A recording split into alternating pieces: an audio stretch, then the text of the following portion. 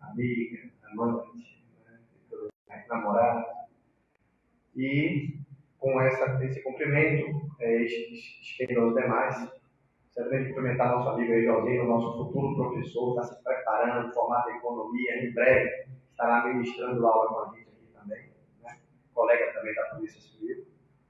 E falar sobre esse evento, né? A cerimônia da entrega da Constituição Federal e do Perilene, que simboliza justamente a entrada no mundo jurídico. A Constituição Federal, independentemente de qualquer jargão, ela é o nosso norte. É como se fosse a nossa Bíblia, para aqueles que creem, né?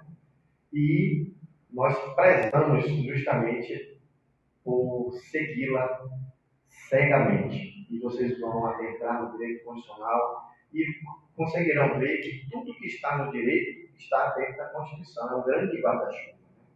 Se fala da educação, a Constituição, no artigo 204, fala da educação e diz conforme dispuser a lei. Em seguida é disposta uma lei especial que vai falar, a lei 9394, que vai falar da educação.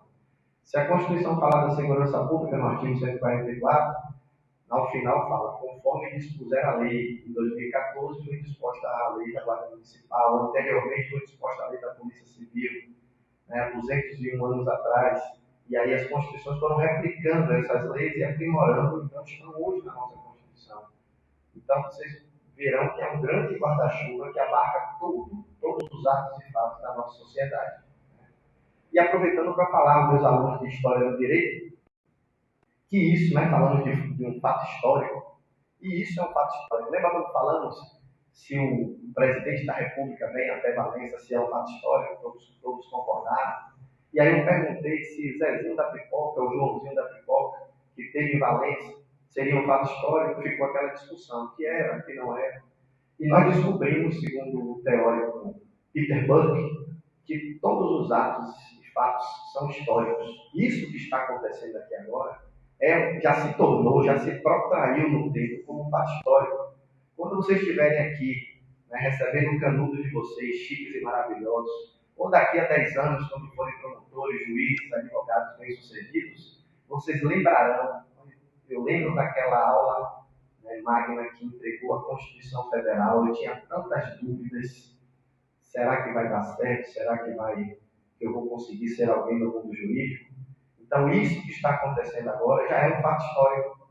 E aí eu paro um pouquinho como bom historiador e filósofo para contar uma historinha, que eu acredito até que alguns de vocês já sabem, que está no livro O Voo da Águia, de Frei Leonardo Boff.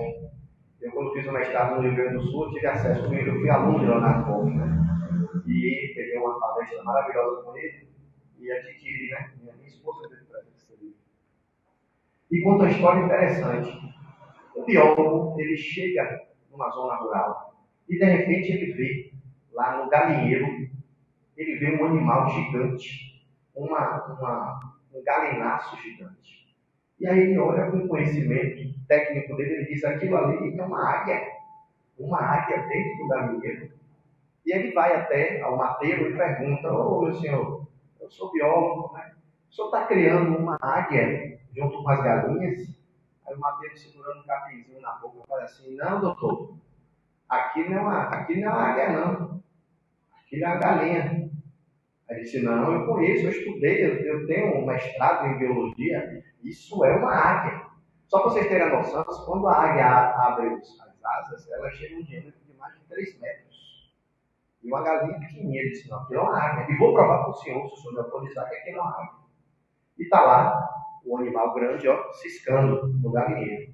Aí ele pega a águia, vê no alto um tanque, ele sobe até esse tanque de água, e aí diz, vou jogar a águia, ela vai voar. Aí o mateiro com o capizinho na boca diz, ô doutor, o senhor vai matar minha galinha. A galinha pular daí de cima vai morrer. Se não, é uma águia, você verá. Aí ele sobe, chega lá de cima, ele joga a águia. A águia bate a asa, só faltou gritar o né? E cai lá embaixo. Aí o mateiro olha para o doutor e diz, viu doutor, que eu falei? A galinha é uma galinha. Ele disse, não.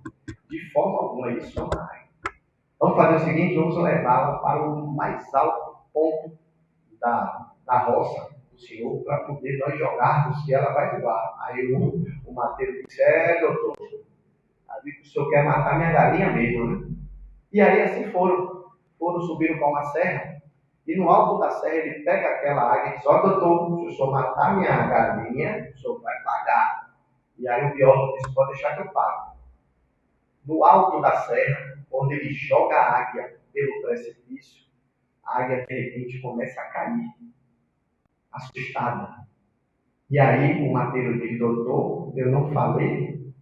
Galinha, galinha. E aí no meio da queda, daquele precipício, já ao entardecer, a águia olha para o sol, para o crepúsculo, e nesse momento, a águia que se escapa, ela se sente águia pela primeira vez.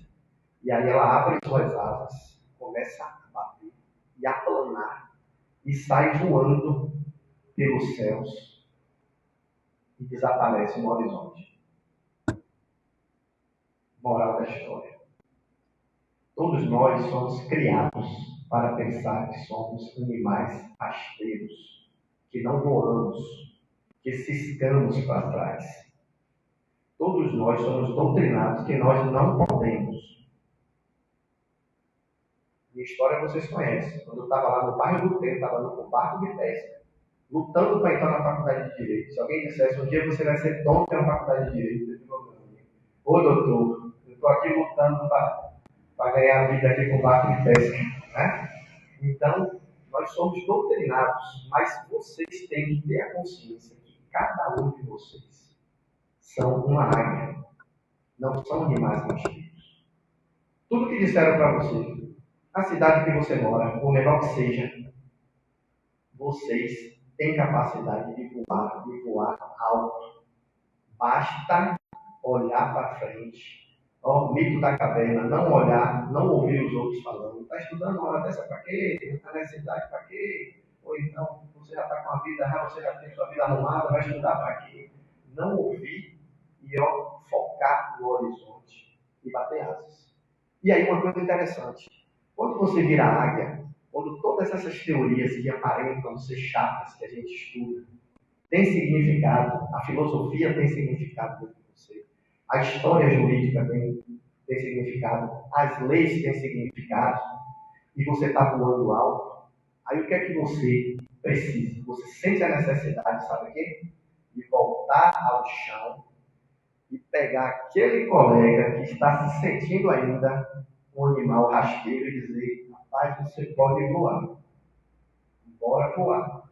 Você voar não é só você ficar no céu, porque toda águia depois ela sente sede, ela sente fome, então ela tem que voltar ao chão. Então o voo da águia é justamente isso, é sairmos da nossa zona de conforto, aprendermos a voar. Cada um de vocês aí, vocês já estão voando cada um na sua área, porque cada conhecimento é único, mas vocês podem voar muito mais, principalmente no campo jurídico.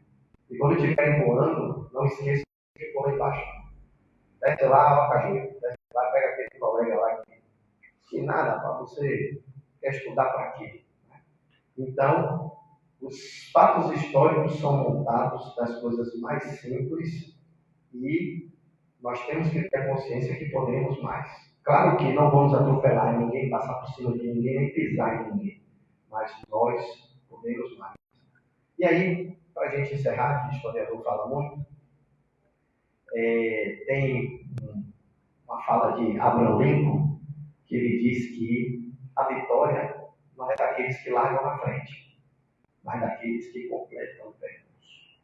E logo no início, a colega ali, Bianca, ela falou que a turma teta é a oitava letra do alfabeto grego. E, coincidentemente, vocês são a oitava turma de Direito da Faculdade de Faria. Não é possível que tenha sido coincidência. Aí vocês podem me dizer, mas já tem uma turma aí na frente que vai se formar agora, a turma alfa. Depois vem a gama, a beta, a delta, a eta. Mas aí Abraham Lincoln vem e diz, a vitória não é daqueles que largaram na frente. A vitória é daqueles que completam bem o percurso. Por isso, aproveitem o conhecimento, aproveitem o percurso, como o professor Elísio falou, porque é esse percurso que vai transformar a vida de vocês.